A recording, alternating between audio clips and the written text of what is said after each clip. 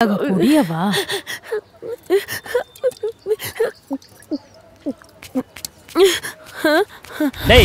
ಮಂಚದ ಕೆಳಗಡೆ ಮಾಂಗಲ್ಯ ಕಳ್ಕೊಬಿಟ್ಟು ನನ್ ಕಳ್ಕಂಡೆ ಅಂತ ಕೂಗಾಡ್ತಾವಳೆ. ಇಲ್ಲಿ ಜನ ಸೇರಿರೋದ್ಕು ನೀನ್ ಹಿಂಗ್ ಬಡ್ಕತ್ತಿರೋದ್ಕು ಇನ್ನೊಂದ್ ಸ್ವಲ್ಪ ಹೊತ್ತು ಹೋಗ್ಬಿಟ್ರೆ ಏರಿಯಾದಲ್ಲಿ ನಾನು ಬಾಬಾ ಪೂರ್ಣ ಶ್ರದ್ಧಾಂಜಲಿ ಅಂತ ಬೋರ್ಡ್ ಹಾಕ್ಬಿಡ್ತಾರೆ. ಎದ್ದಡಿ ಒಳಗೆ ನಡ್ರಮ್ಮ.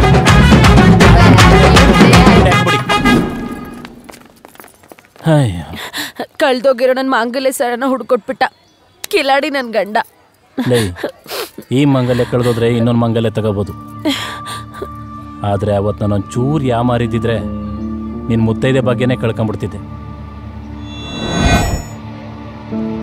ಸಾಯ್ತಾ ಇದ್ದೀನಿ. ಕೊನೆಯದಾಗ ನಮ್ಮ ಗುರೂಜಿ ಏನು ಹೇಳ್ತಾರೆ ಅಂತ ನೋಡ್ಬಿಟ್ಟು ಸತ್ಬಿಡೋಣ.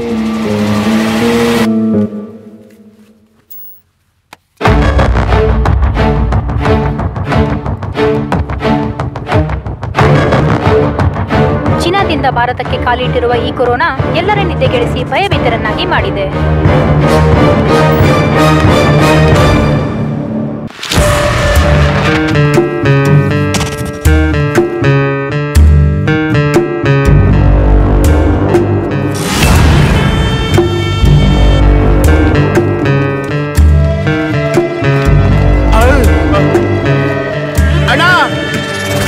ಯಾಕೋ ಏನ್ ಹೇಳು? ಅದು ಹೇಳದಲ್ಲಣ್ಣ, ನೋಡೋದು ಬಾರೇಣ. ಅಯ್ಯಪ್ಪ ಮಂಡಿ ನೋಗ್ತೈತೆ. ಅಯ್ಯೋ ತರ ಬೇರೆ.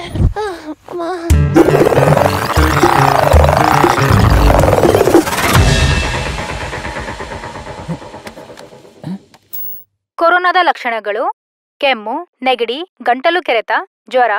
5 ವರ್ಷದ ಒಳಗಿನ ಮಕ್ಕಳು ಮತ್ತು 50 ವರ್ಷ ಮೇಲ್ಪಟ್ಟವರು ಜಾಗೃತರಾಗಿರಬೇಕೆಂದು ಸರ್ಕಾರ ಘೋಷಿಸಿದೆ.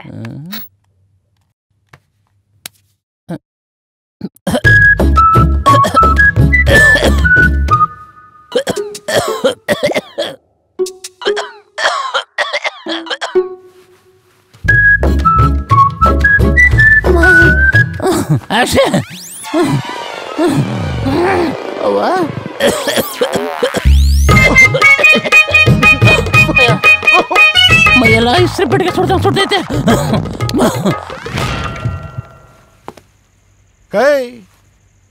ಈಗೇನ್ರ ಮಾಡೋದು?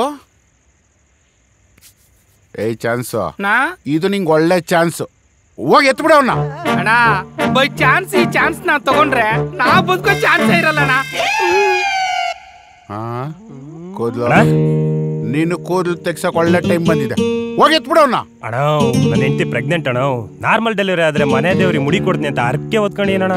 ನಾನು ಡೆಲಿವರಿ ಆದ್ಮೇಲೆ ಕೂದಲು ತೆಗಿಸ್ತೀನಿ ಬಿಡೋಣ. ಅಣ್ಣ ನಾ ಪೀಟ್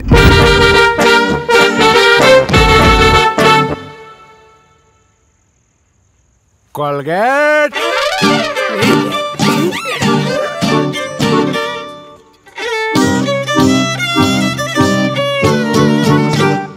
ಪಿರಂಗಿ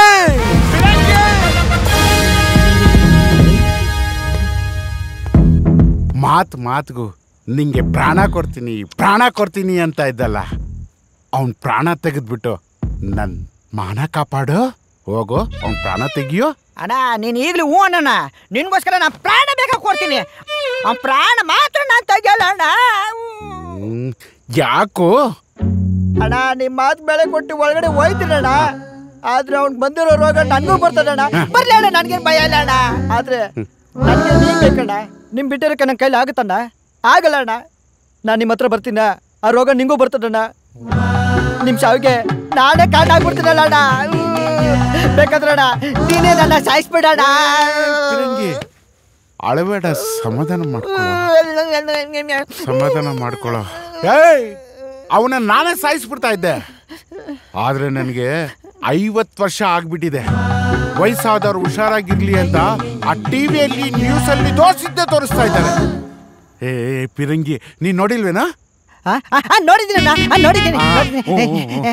ಅಣ್ಣ, ಒಂದ್ ಕೆಲಸ ಮಾಡೋಣ, ಅವನ್ ರೂಮ್ಗೆ ಬೆಂಕಿ ಹಚ್ಬಿಡೋಣ. ಹಂಗೇನಾರು ಮಾಡ್ಬಿಟ್ಟಿಯಾ? ನನ್ನ ಇಷ್ಟು ವರ್ಷದ ಸಂಪಾದನೆ ಎಲ್ಲ ಆ ರೂಮಲ್ಲೇ ಇಟ್ಟಿರೋದು. ಅಣ್ಣ ಈ ಕರೋನಾ ಇದೆಯಲ್ಲ, ಕೆಮ್ಮಿದ್ರು ಸೀನಿದ್ರು ಗಾಳಿನಲ್ಲಿ ಸೊಯ್ಟ್ ಅಪಘಾತ ನಮ್ಮ ಹತ್ರ ಸೇರ್ಕೊಂಡ್ಬಿಡುತ್ತೆ.